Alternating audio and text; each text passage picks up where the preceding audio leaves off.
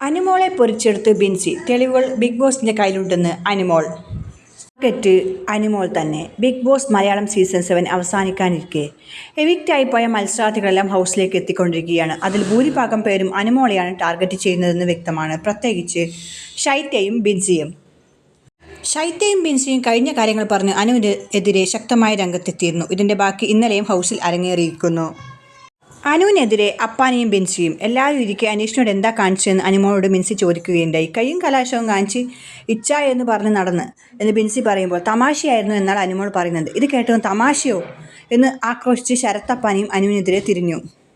ഇതിനെതിരായി അനുമോളുടെ മറുപടി: അനു കാണിച്ച തമാശ, മറ്റുള്ളവരാണെങ്കിൽ മോശം അല്ലേ എന്ന് ദേഷ്യത്തിൽ ബിൻസി ചോദിക്കുന്നുണ്ട്. പിന്നാലെ അപ്പാനിയുടെ അടുത്ത് ബിൻസി ഇരുന്ന രീതികളെല്ലാം അനുമോൾ കാണിച്ചു കൊടുക്കുന്നുണ്ട്. ഇത് കാണുന്നവർ നിങ്ങൾ തമ്മിൽ സൗഹൃദത്തിനപ്പുറം എന്തെങ്കിലും ഉണ്ടോ എന്ന് സംശയിക്കുമെന്നും അനുമോൾ പറയുകയുണ്ടായി. ഇതിനിടയിൽ ചെക്ക് വെക്കാൻ ആദില. എന്നാൽ ഇക്കാര്യവും താൻ മാത്രമല്ല പറഞ്ഞതെന്നും കൂടെ മറ്റു ചിലരും ഉണ്ടായിരുന്നുവെന്നും അനുമോൾ തുറന്നു പറഞ്ഞിരുന്നു.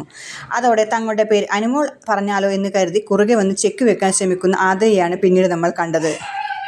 ഇനി ആദിലയുടെ ഗോൾ. ബിൻസി ക്ലീവേജ് കാണിച്ച് അപ്പാനോട് അടുത്ത് പോയിരിക്കുന്നെന്ന് അനുമോൾ പറഞ്ഞെന്ന് ആദില ഉള്ളവർക്ക് മുന്നിലും വെച്ച് പറയുകയുണ്ടായി. അനുമോൾക്ക് തിരിച്ചൊന്ന് പറയാനുള്ള ഗ്യാപ്പ് പോലും ആദില കൊടുത്തില്ല. ശേഷം ഇങ്ങനത്തെ നീ ഒരു വർത്തമാനം നീ പറയുമെന്ന് ഞാൻ വിചാരിച്ചു, നുണച്ചി എന്നാണ് ആദില അനുമോളോട് ദേഷ്യത്തോടെ പറയുന്നത്. ഇതോടെ ബിൻസി അനുമോൾക്ക് നേരെ പൊട്ടിത്തെറിക്കുകയുണ്ടായി.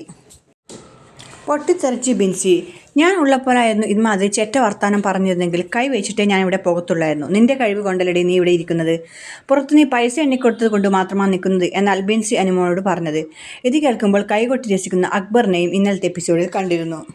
ഏതായാലും കാത്തിരിക്കാം ആരൊക്കെ 7-ൽ നിന്ന് 1-ലേക്കും 2-ലേക്കും 3-ലേക്കും എത്തുമെന്നറിയാനായിട്ട്. Stay tuned.